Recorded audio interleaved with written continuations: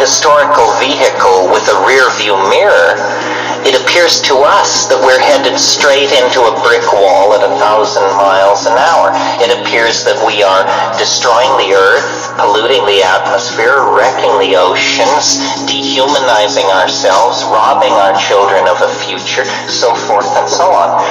I believe what is in fact going on is that we are burning our bridges. One by one, we're burning our bridges to the past.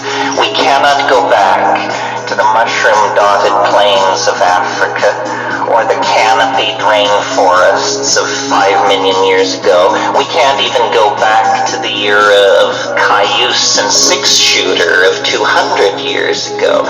We have burned our bridges. We are preparing for a kind of cultural forward escape. And this question, is there cause for optimism? The answer is it depends on where you placed your bets.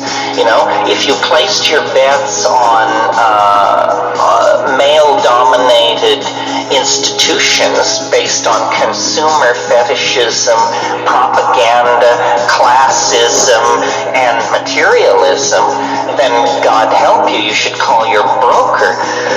If, on the other hand, you've recognized that a lifeboat strategy is involved here, that what is really important is empowering personal experience, backing off from consumer object fetishism, freeing the mind, empowering the imagination, then in that case, I think you can feel pretty good about what is going on. There's a lot of talk about cultural death and disenfranchisement, and it's usually couched in terms of some happy naked people in the rainforest or in Tajikistan making their rugs or milking their camels or something. And isn't it too bad that their culture is being blown up and traded in for mall culture and shopping by remote? But in fact, all culture is being destroyed.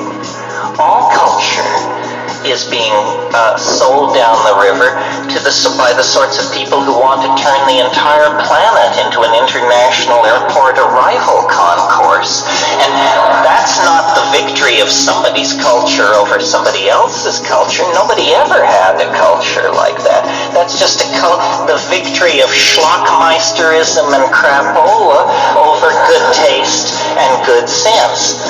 Well, if I were dependent on the notion that human institutions are necessary to pull us out of the ditch, I would be very despairing. As I said, nobody's in charge, not the IMF, the Pope, the Communist Party, the Jews. No. Nobody has their finger on what's going on. So then why hope? Isn't it just a runaway train out of control? I don't think so. I think the out of controlness is the most hopeful thing about it. After all, whose control is it out of?